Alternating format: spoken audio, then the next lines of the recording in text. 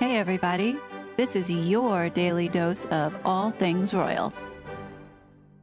Welcome back, my gorgeous good-looking friends. Well, it does appear that this PR stunt also spectacularly backfired. Nobody's buying the BS that is emanating from this couple anymore. Combine Meghan in a horse blanket next to an exploiter named Oprah and Hollywood's biggest bully, Ellen. You have a trifecta of deceit sitting right in front of you. The saying holds true, show us the company that you keep and we'll tell you the type of person that you are. And clearly this photo is self-explanatory. Here's what I think. I think Meghan and Harry actually had to pay the $200,000 or $250,000 VIP ticket or space to promote themselves in this case. I doubt Oprah or Ellen paid as much. I bet that they were invited in order to drum up awareness and publicity and influence others to give money. But I don't think that they called on Meghan and Harry to be one of those, want to say, vocal voices and celebrities to showcase this cause. I believe that Meghan and Harry forced their way in there and gatecrashed this in a last-minute attempt to get their brand, whatever is remaining of it, sort of back on track. My God, this woman, like, seriously, nobody wants to shake your hand, Meghan. Read the room. You're standing up there. What was your purpose of being there? Oh, you gatecrashed. The more you see these PR stunts and how unnatural and awkward it is, the more you understand how forced and contrived this woman is. Oh, and of course, everybody has to know that Meghan is wearing Carolina Herrera. If I were Carolina Herrera, I'd be mortified that this woman is destroying this fashion house by wearing these pieces. I mean, this woman looks like she's wearing a horse blanket, and terribly so. Another fashion fiasco to put down on the list. So painfully obvious that this was another PR stunt. Take note of how steady this camera is and in perfect view of Meghan.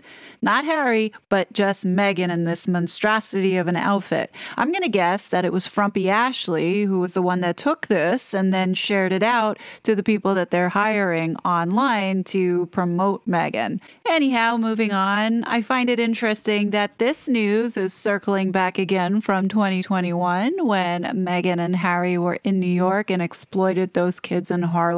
According to The Sun, gag here refers to a non-disclosure agreement that Meghan's team circulated ahead of the 2021 appearance at a New York City public school.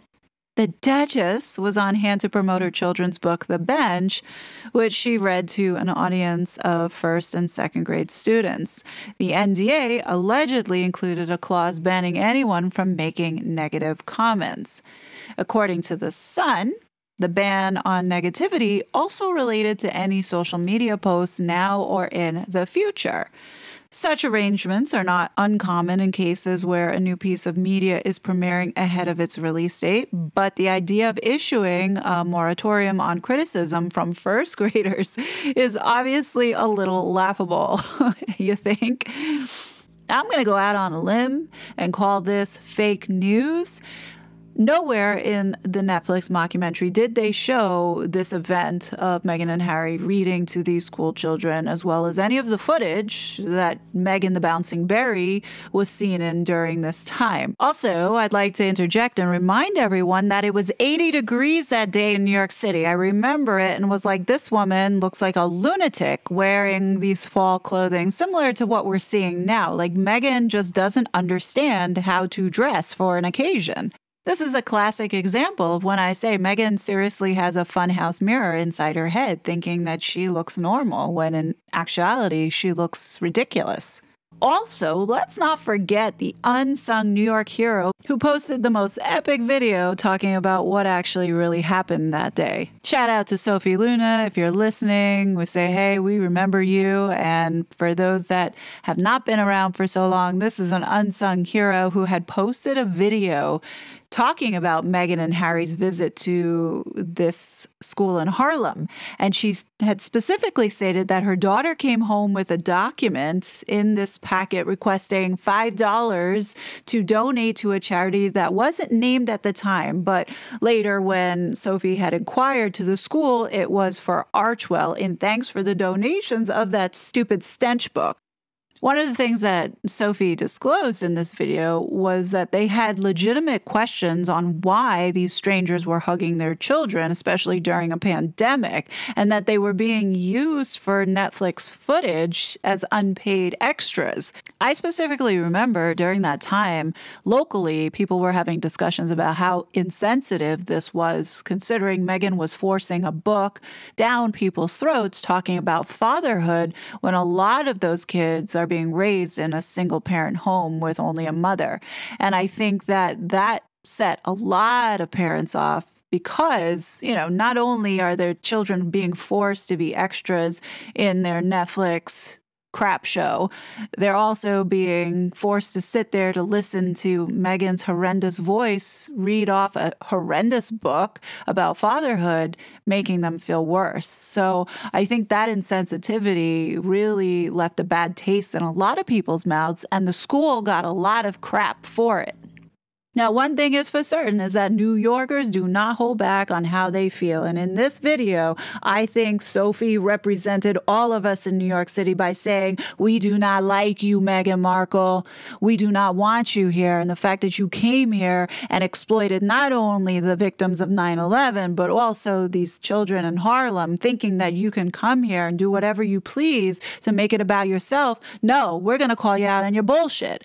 And speaking of bullshit, let's not forget the 2 boxes of rotten vegetables that Meghan gave to the school, in addition to promising a washer and dryer by Procter & Gamble. Now, I called the school a couple months ago, and they couldn't tell me anything about whether or not they received a washer and dryer, which tells me that no, they didn't receive any such promise. But let's not forget that Meghan promised to give Melba's up in Harlem $25,000 from Archwell. Now, my question to you is, was this another promise that was not kept, or was this evading taxes? Because there's nowhere on the 2021 form that they filled out for their filing shows that $25,000 gift was given to Melba's from Archwell. Now, folks, remember, Archwell is not a foundation, but it's a public charity, and monies that go towards donations predominantly should be coming from the public. So where did that $25,000 that was promised to Melba's actually go? Or did it go anywhere? And did Meghan and Harry just pocket it? But it's worth the IRS to investigate, as it was not put on the 2021 tax filing. Moving on. If indeed, let's say, Meghan and Harry did give the parents these release forms and NDAs to sign, something tells me that that went over like a lead balloon and the parents said no to it. Hence the reason why none of the footage was used in the Netflix mockumentary. But one thing I'd like to point out, and this is from Caribbean Prince on Twitter, I'm really glad to see that people are waking up to the fact that Meghan and Harry have been making a concerted effort to silence Americans and violate our First Amendment rights. Between Meghan and Harry working with these NGOs and the censorship industrial complex, you clearly see how they want to control people's freedom of speech, thought, and ideas, which we're going to keep continuing to call them out now that we have this online safety bill with the UK and the impact that it's going to have on the US. You can bet that Meghan and Harry are going to use that to their advantage in order to continue to push the legislations that they have been pushing here in the US. Now, I can't stress enough as to why Samantha Markle's lawsuit is so important. It's not just about defamation.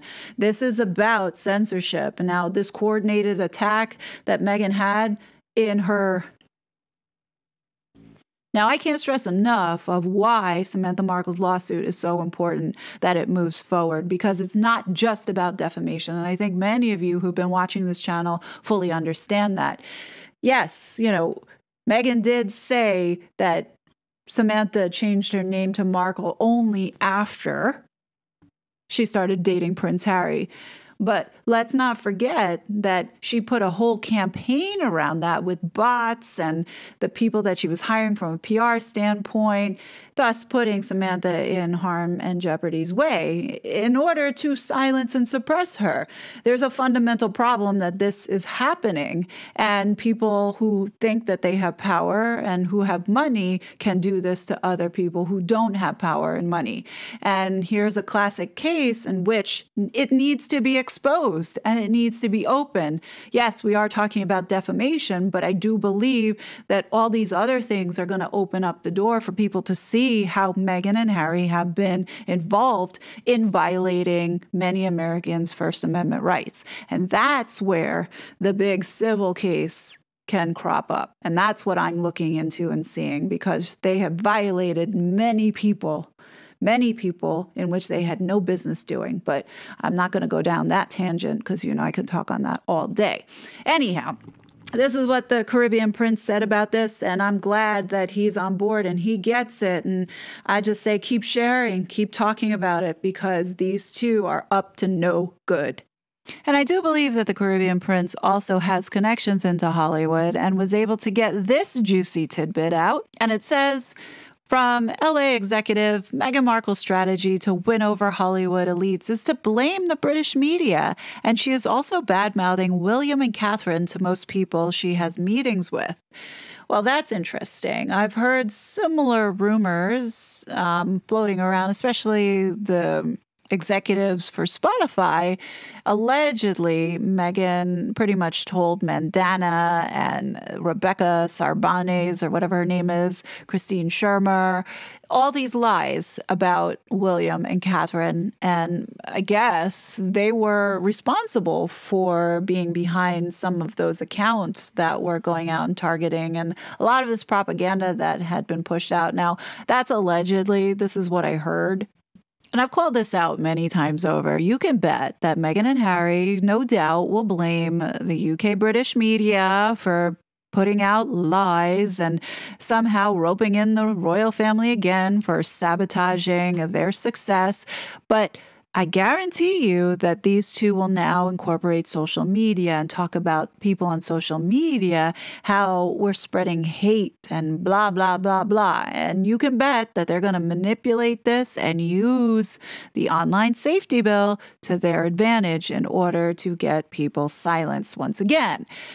Mark my words, these two are going to put their failures and lack of success on the backs of those who have been using their critical thinking skills in calling out their lies, their deceit, their abuse of power and manipulation, as well as lack of talent. So regardless of if they try to silence everyone, people are still not going to buy, because remember, they have nothing that they are selling that people want.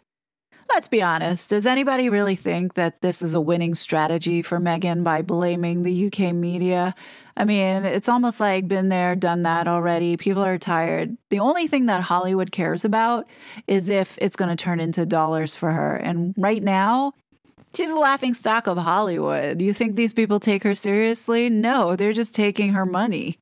The last juicy tidbit that the Caribbean Prince shares is that, so William Morris Entertainment has a mole, and this is the last tidbit I'm given. Meghan Markle's launch of the TIG will be off the back of Scobie's book in November. Not everyone is thrilled at WME and want to get things going, but she's pushed back, and guess what? Being difficult. What? Meghan being difficult? Shocker. Not. We all know that Meghan is banking, most likely, on this book by Scobie, and she's going to capitalize on it. I do believe that this is going on. I believe Meghan is pushing back, saying that she wants to piggyback off of Scobie's book, but I also think she's using it potentially as an excuse. If she's pushing back and saying, well, I don't want to release it until November now, I think it's because she probably has jack shit done on it. Like everything else she has been working on really doesn't have much substance to it. And I will guess this is the same situation with the TIG. And I think that Meghan is probably buying some time. I also think that she will use Scobie's book and put it on the TIG as a book to review and maybe talk about her truth again and talk about some of this stuff. But I do think that Doria might be a focal point on this website because who does she have left to exploit? And right now, her mother, being the proud Black mom that she is, she's going to hold on to that and continue to grift off the backs of people of color, which is what we clearly have seen her do at Invictus with the Nigerians. So I can bet that that will be a big focus of this TIG, and we'll also see some plagiarism going on, in my opinion. I think ChatGPT might be a big resource for her. Obviously, this is all speculation. This is just my opinion on what I think she's going to do with this reboot and figuring out how she's going to become this mega influencer. But you know it, I will be there every step of the way to rip it apart. But what do you guys think? Definitely leave your thoughts and comments below. You know I will be back with more content, but until then, please be safe and I will talk to you later. Bye! It was such a fraud.